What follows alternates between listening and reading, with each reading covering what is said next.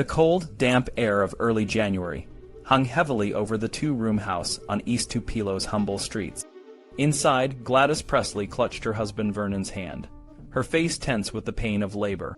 35 minutes after the first baby was born stillborn, a second cry filled the room. Vernon and Gladys named this second son Elvis Aaron Presley. Little did they know, this tiny bundle would grow up to become a global sensation, a name that would be etched in the annals of music history. Elvis was 13 when his family moved to Memphis, a city that seemed like a whole new world compared to the quiet life in Tupelo. Memphis was alive with the sounds of blues, rock and roll, and the sights of movie theaters and record shops. For a young boy with a passion for music, it was a dream come true, but life wasn't easy. The Presleys were poor, and Elvis had to work after school to help make ends meet. He took on various jobs, from driving a truck to working at a grocery store. Despite the struggles, Elvis's mother, Gladys, always supported him. She saw something special in her son, something that made her believe he was destined for greatness. At the age of 21, Elvis returned to his hometown for a special appearance at the Mississippi-Alabama Fair and Dairy Show. It was a homecoming like no other. The crowd roared as he took the stage, and for a moment, all the hardships and sacrifices seemed worth it. But it wasn't always smooth sailing. Elvis's first public performance as a child was a different story. At the age of 10, he entered a talent contest at the fair and sang Old Shep. He only won 5th prize, but it was the start of something much bigger. Elvis lived in Lauderdale Courts, a housing project in Memphis where he met many of his early friends. One of them was Regis Wilson. When it was time for the high school prom, Elvis asked Regis to be his date. He showed up in a dark suit, which was a bold choice since everyone else was wearing white jackets. But the biggest challenge wasn't his outfit. It was that Elvis didn't know how to dance. They spent the night talking and drinking sodas, and after the prom, Elvis took Regis out for burgers. It wasn't the most romantic night, but it was a step in the right direction. Elvis's big break came when he walked into Sun Records to record a demo. Sam Phillips, the owner, heard something unique in Elvis's voice and decided to give him a chance. It was the beginning of a journey that would take Elvis from a truck driver to the king of rock and roll. His first hit, That's All Right, was released in 1954, and the rest, as they say, is history. By 1970, Elvis was a household name, but his fame came with its own set of challenges. He wrote a letter to President Richard Nixon, introducing himself and expressing his desire to help fight the drug problem in America. The letter was so heartfelt that Nixon invited Elvis to the White House. It was a surreal moment, with Elvis posing for photos with the president, wearing his signature jumpsuit and gold belt. The name John Burroughs was just a pseudonym Elvis used to avoid being recognized, but it was a far cry from the man who could make an entire nation stand still with his music. Elvis's life was a roller coaster of success and struggle. Despite his fame, he remained deeply connected to his roots and the people who supported him from the beginning. His mother, Gladys, was his greatest cheerleader, always believing in him even when the world didn't. She passed away in 1958, leaving a void that Elvis would never fully fill. But her legacy lived on in everything he did, from his music to his style. Elvis's name, Elvis Aaron Presley, was more than just a label. It was a symbol of who he was and what he stood for. It was the name that made girls scream and boys envy. It was the name that would be remembered long after he was gone. And it was the name that made John Burroughs sound like just another ordinary guy. But to the world, Elvis Presley was anything but ordinary. Elvis first discovered the Lansky Brothers store when he was a teenage usher at the Lowe's Theater near Beale Street. The flashy, high-fashion clothes at Lansky's appealed to his taste for being different. Bernard Lansky outfitted Elvis in both his prom suit coat, which was pink and black, and his graduation tuxedo. After Elvis's early records on the Sun label made him a local hero, all the kids wanted to dress like him in pink and black. Elvis's style wasn't just about the colors. His collars were big and high, sometimes rolled up or made of velvet. His pants were pegged or baggy, often trimmed with a ribbon down the outside seam. He wore half boots of patent leather, sometimes white. He never wore any middle-of-the-road, run-of-the-mill stuff. It was always something spectacular, Bernard Lansky remembered. When Elvis started performing in Lansky's clothes, reviewers couldn't help but comment on his outfits. One article in the Shreveport Times described him wearing white shoes with blue soles, a green coat, blue pants, a white shirt, tie, and silk scarf. Elvis kept shopping at Lansky's, even when he became famous. Bernard Lansky even provided the white suit Elvis was buried in. Elvis's unique style didn't just come from his clothes. His sideburns were a big deal back then, shocking in the way mohawks were in the punk rock era. People often asked him about his sideburns, and he'd explain that he just liked them and grew them as soon as he could. After high school, Elvis told his father he wanted to be an entertainer. This was a big surprise because Elvis was on track to become an electrician. His father, Vernon, had his doubts but suggested Elvis talk to some local singers to see what he needed to do. Elvis's first recording session at Sun Records wasn't just about making a record. It was about finding his sound. Marion Kasker, who worked at Sun, was the first person Elvis dealt with. She was so impressed that she made an extra copy of his session for Sam Phillips, the studio owner. Marion thought Elvis sounded like a white man who could sing like a black man, which was exactly what Sam was looking for. Sam Phillips paired Elvis with guitarist Scotty Moore and bassist Bill Black. At their first rehearsal, Scotty's wife, Bobby, remembered Elvis wearing a white lacy shirt, pink pants with black piping and white bucks. His hair was kind of odd for that time, and he had pimples. In the studio, they tried out many songs, but none seemed right. Then, just messing around, they played "That's All Right, Mama." Everyone knew they had found something special. Before 1956, Elvis was often a supporting act. But once he went on stage, people never forgot him. His look, his sound, and his performance were unlike anything they had seen before. He moved with intensity and sex appeal, and the girls went wild. They screamed and sometimes even got violent, trying to get pieces of him for souvenirs. Elvis's fan base grew quickly. Kay Wheeler, a 15-year-old girl, started the first Elvis Presley fan club after defending him on a radio show. She received hundreds of letters from other fans who wanted to join. Elvis's popularity was so strong that even other singers at Sun Records, like Carl Perkins and Johnny Cash, didn't hold his success against him. Elvis was more than just a good singer. He was a showman. He connected with his audience in a way that no one else did. When asked about the audience's reaction, Elvis said, "It's good because it covers up my mistakes." He loved the energy and the attention, and he knew how to keep the crowd engaged. One of Elvis's first big hits, Heartbreak Hotel, was written by Mee Axton, a concert promoter and songwriter. She and her collaborator, Tommy Durden, were inspired by a story about a man who wrote "I Walk a Lonely Street" before killing himself. The song became a gold record and helped launch Elvis's career. Even when he became famous, Elvis loved going out on dates. He enjoyed taking girls to the movies, often arranging private screenings at the Memphian Theater. He would invite lots of friends, which could be overwhelming for his dates. Barbara Glidewell complained that she didn't want to share him with everyone. Elvis's journey from a shy teenager to a rock and roll icon was a blend of talent, style, and unshakable confidence. He never let negative comments about his appearance or his music stop him. He just kept being himself, and the world couldn't help but take notice. Elvis's life was a whirlwind, especially in the late 1950s. He was a rock and roll sensation, but he also had a soft spot for the simple things in life. One of his favorite things to do was take his dates to the movies. He would sit in the front row with his date, and the rest of his party would sit behind them. Fans who found out where he was often got to join as his guests, and everything at the snack counter was free. His girlfriend Linda Thompson first met him at one of these movie screenings in the 1970s. Elvis also loved fairs and amusement parks. Growing up in Memphis, he would rent out the local amusement park for midnight fun. He often brought his steady girlfriend, Anita Wood, along for bumper car and roller coaster rides. When he performed in Las Vegas for the first time in 1956, he met a teenage fan named Nancy Hebenstreit at a penny arcade.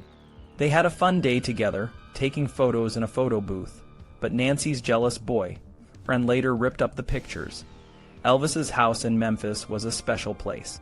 He liked to invite his friends and girlfriends there to meet his family. Natalie Wood, Yvonne Lime, and even showgirls like Marilyn Evans and Dottie Harmony were guests. Dottie stayed in Elvis's pink and white bedroom, while he slept in the playroom. They even read the Bible together, which was surprisingly innocent. One of Elvis's favorite activities was showing people around Memphis. One night in December 1956, he took Marilyn Evans on a tour that included a stop at Sun Records, where they ended up jamming with other musicians. This impromptu session became known as the $1 Million Quartet, one of the most famous musical collaborations in history. Elvis's first serious girlfriend was Dixie Locke. They met when Dixie was 15 and Elvis was 19. Their romance was very 1950s, with Dixie wearing Elvis's class ring and Elvis taking her to her junior prom. However, their relationship was strained by Elvis's jealousy and his frequent travels. Dixie eventually found someone else to marry, and Elvis waited 10 more years before getting married himself. In 1956, Elvis's popularity exploded. He appeared on TV shows like The Ed Sullivan Show, and his merchandise, including lipsticks, brooches, and dolls, became huge hits. Newsweek reported that 450,000 lipsticks and 350,000 charm bracelets were sold. Look magazine criticized the merchandising, but Elvis's appeal only grew stronger over time. Elvis's first movie, Love Me Tender, was a Civil War drama where he played the youngest Reno brother. The movie was a hit, and girls flocked to see it, not for the other stars, but for Elvis. His fame continued to grow, and he started making more movies, concerts, and records. In 1957, Elvis's appearance changed. He dyed his naturally sandy hair black, treated his acne-prone skin, and had his teeth capped. He also started wearing more extravagant outfits, including a gold suit designed by Nudie. The suit was so shiny that it left gold streaks on the stage when Elvis performed. He wore it a few times, but mostly stuck to the gold coat with black pants. Elvis's new house on Audubon Drive was a big step up from his previous homes. It was a 7-room ranch-style house with 3 bedrooms, a den, and a playroom. Elvis's mother, Gladys, was thrilled with all the new things he bought for the house, including lamps and decorative items. However, the house soon became too accessible to fans, and the neighbors complained. Elvis decided to move to Graceland, a larger and more private estate, to escape the chaos. When the Presleys moved into Graceland, they were excited about the privacy and space. Real estate agent Virginia Grant showed them the house, and Gladys was happy with the new home. Graceland became the iconic residence of the King of Rock and Roll, where Elvis lived for the rest of his life. Elvis was at the top of his game when the Army called. It was a time when he was not just a singer but a movie star, and his fame was reaching new heights. However, duty came first, and in March 1958, Elvis reported to Fort Hood, Texas, for basic training. This wasn't a typical basic training, though. Being Elvis, his induction was a media circus, with dog tags turned into souvenirs and thousands of fan letters waiting for him every week. Fort Hood was an open base, which meant anyone could drive in. Local high school girls like Jane Levy Christie would cruise around on weekends hoping to catch a glimpse of the famous soldier. Sometimes they even managed to take him out for a ride, like to the Dairy Queen. Elvis's girlfriend, Anita Wood, also visited him. She remembered how tanned and handsome he looked, but it was hard to go anywhere without being mobbed by fans. Even on the base, whether at the PX or the movies, people always surrounded him. To try to live a normal life, Elvis brought his parents, grandmother, and a few friends to live with him in Killeen, near the base. But even there, neighbors complained about the noise and commotion. Tragedy struck while Elvis was in Texas.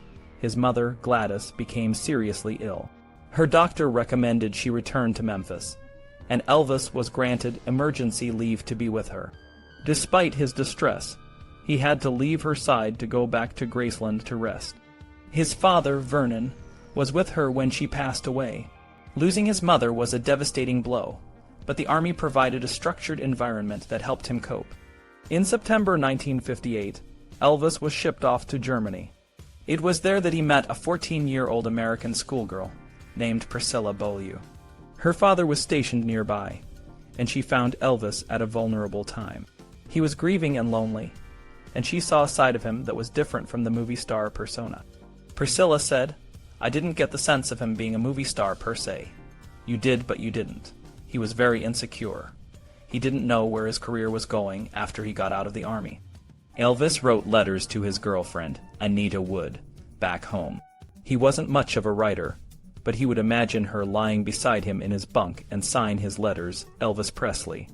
After they broke up, Anita got rid of all the letters and gifts, but one of the letters resurfaced at a Christie's auction in 1991 and sold for $7,700. In Germany, Elvis also dated a few other girls. He had a German girlfriend who reminded him of Brigitte Bardot, and he even hung a life-size poster of the French actress in his off-base residence. This made Priscilla feel very young and out of place. Elvis also went to Paris on leave, where he dated showgirls instead of the famous Brigitte Bardot. When Elvis was discharged in March 1960, he was welcomed back to the United States by Nancy Sinatra as a publicity stunt for her father's television special. Frank Sinatra, who had previously criticized Elvis, was now willing to pay big money to book him for a show.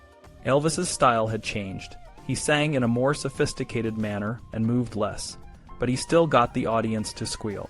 His management decided to focus on movies, which they believed would appeal to a broader audience, from grandmothers to toddlers. Elvis returned to Graceland, ready to start a new chapter in his life. He had a TV show with Frank Sinatra, and he was set to start work on the movie G.I. Blues. The Army had changed him, and he was now trying to appeal to everyone. But deep down, he was still the same Elvis, just a bit more grown up and a lot more responsible.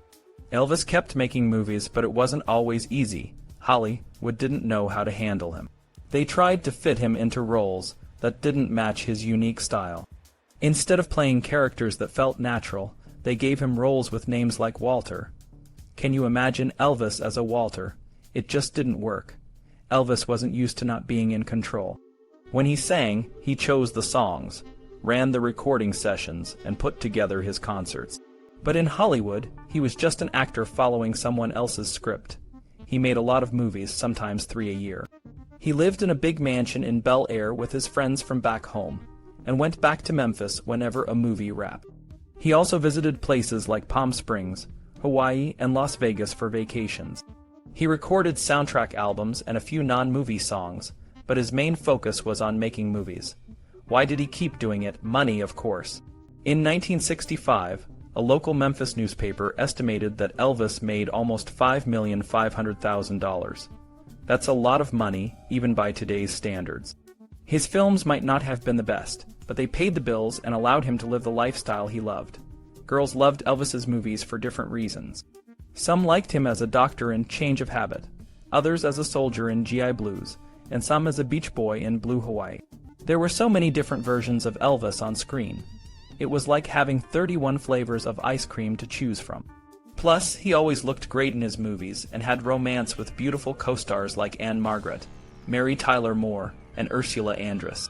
Even though the stories might not have been the best and the songs weren't always great, Elvis looked fantastic and had a lot of charm. That's why girls loved his movies. Even Elvis, who was his own toughest critic, admitted that his movies worked well on TV. Susan Dahl, a writer who has studied Elvis's film career, says that his early movies were designed to appeal to his teenage fans. But when he came back from the Army in 1960, there was a plan to make him a mainstream leading man. His image changed from a rebellious rock star to a more mature, attractive, and less threatening guy. His movies became light-hearted musicals, which some people criticize, but they were popular at the time. Elvis often joked about his movies, especially the musicals, because he didn't like breaking into song randomly. He felt it made him look silly. He also wanted to be a respected actor, and was disappointed when his movies didn't meet his expectations. As the quality of his movies declined, he started to lose interest in acting. One of the most popular Elvis movies is Blue Hawaii. It's well made, has good songs, and a romantic ending with a beautiful Hawaiian wedding. The movie set the tone for the rest of his film career and is still a favorite among fans. Elvis's look in his movies was also important. Edith Head, a famous costume designer, worked on many of his films. She made sure he looked great in tight pants and open-necked shirts. For Blue Hawaii, she even designed his swim trunks and traditional Hawaiian wedding clothes. Elvis's movies also featured beautiful co-stars, and there were rumors about his romances with some of them. Mary Tyler Moore famously said that Elvis slept with all his co-stars except her, which made other actresses deny having affairs with him. Anne Margaret was one of the few who seemed to have a real connection with Elvis, but she's never revealed much about their relationship. Elvis's weight was a big deal in Hollywood. Producers wanted him to look lean and muscular, especially for movies where he had to wear a bathing suit. He could gain and lose weight quickly when he was younger, but as he got older, it became harder. By the time he was in his 40s, his health issues made it even more difficult to stay in shape. Despite the challenges, Elvis kept making movies and left a lasting impact on the world of film and music. Elvis Presley's relationship with food was as legendary as his music. His love for large meals and his struggle with his weight made for a complex and often unhealthy relationship with eating. Throughout his life, Elvis tried various diets, some more extreme than others, always hoping to find a quick fix to his weight issues. In the 1970s, Elvis discovered a fad diet called the sleep diet. Under the supervision of a Las Vegas doctor, he would take medication to sleep for 2 weeks, hoping the weight would just fall off. Unfortunately, it didn't work, but it's no wonder Elvis liked this diet. It meant he didn't have to do anything. For the Aloha satellite show in 1973, Elvis tried another bizarre diet. He received injections of a hormone found in pregnant women's urine, and ate only 500 calories a day of dried food. He lost 25 pounds, but the weight quickly returned after the show. In 1975, Elvis tried to eat more sensibly.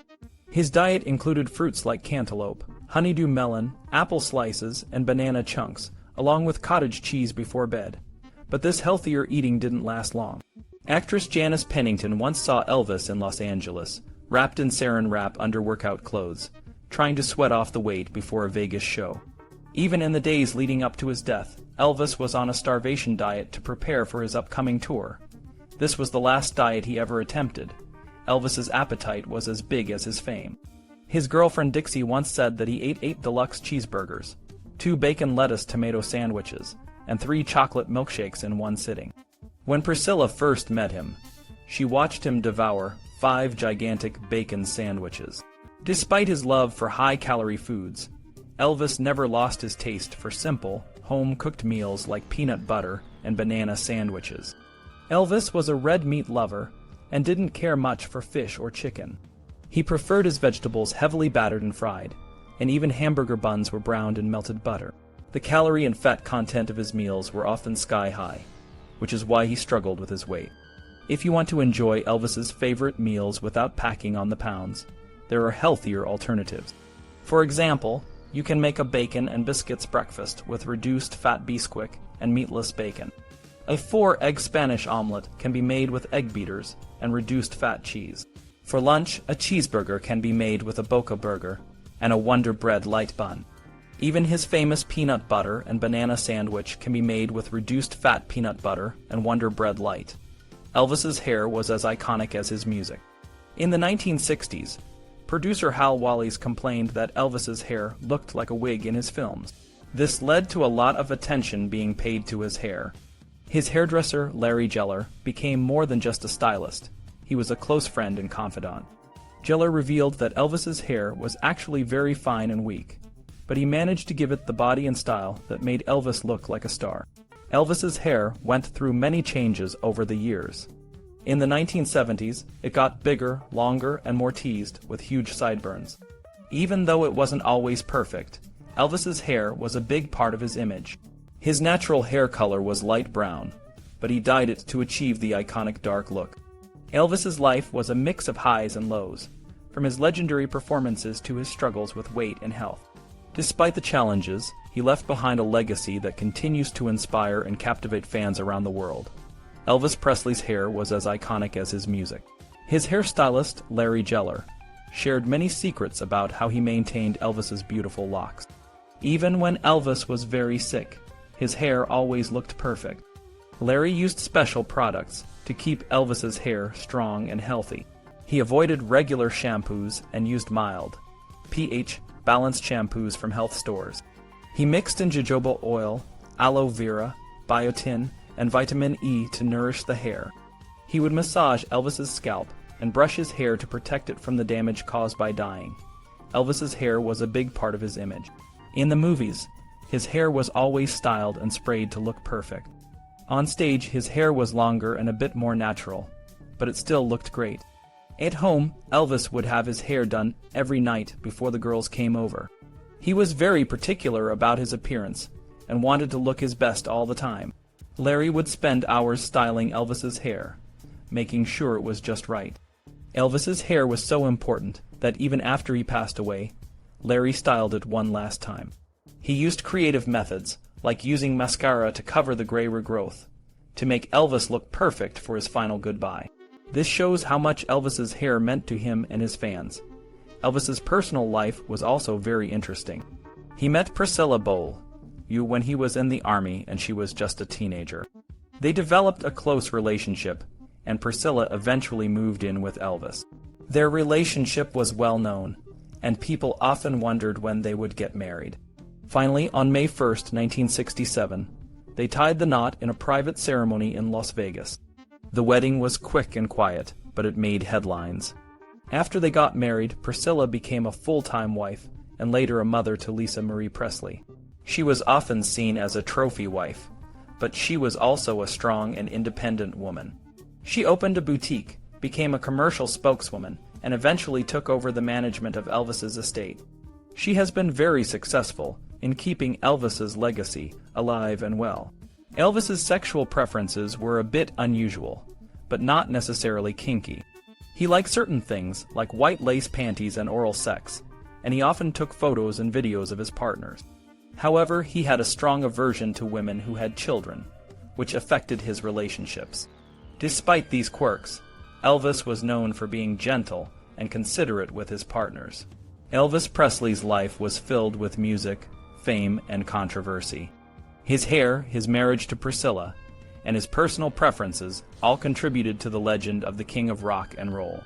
Elvis's life in the 1970s was a whirlwind of concerts, crazy stunts, and a lot of fun. After he got out of the army and finished his movie contracts, he was free to perform live again. This time, he was more than just a singer, he was a showman.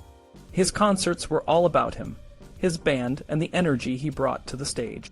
He wore amazing jumpsuits designed by Bill Beaulieu, who made Elvis look like a superhero. Elvis loved the outfits, and so did his fans. Elvis was always looking for ways to connect with his audience. He would throw scarves to the crowd, give air kisses, and even kiss some lucky fans on stage. His shows were a mix of rock, soul, and a bit of comedy. He covered songs by other artists and made them his own, creating a unique blend of music that only he could pull off. But life on the road wasn't just about the shows. Elvis had a lot of free time, and he used it to do some wild things. In 1970, he decided he wanted a federal narcotics badge. So he flew to Washington, D.C., and showed up at the White House. He wrote a letter to President Nixon, and to his surprise, he got to meet the president. Elvis showed up in a velvet suit and a huge gold belt, and he brought a gift for Nixon, a photo of his family. In return, Nixon gave Elvis the badge he wanted. Elvis's personal life was just as busy as his professional one. He had a lot of girlfriends, even though he was married to Priscilla. After they separated, he could be more open about his relationships. One of his most significant girlfriends was Linda Thompson, who traveled with him for years. But even she realized that living the Elvis lifestyle wasn't for everyone. Elvis loved to spend money, especially on his friends and fans. He bought Cadillacs, jewelry, and other gifts for people. He had a special TCB, taking care of business, pendant for his male friends, and a TLC, taking care of Loretta, pendant for the women. His shows were his way of giving back to the people who loved him. As the 1970s went on, Elvis's lifestyle started to take a toll on his health. He performed his last concert on June 26, 1977, in Indianapolis. Just a few weeks later, on August 16, 1977, Elvis Presley died at his home, Graceland, at the age of 42. Elvis's life was a mix of music, fame, and a bit of chaos. He was a legend, and even after all these years, people still remember him. His music, his style, and his energy on stage made him one of the most iconic figures in American pop culture. Elvis may be gone, but his spirit lives on in the hearts of his fans.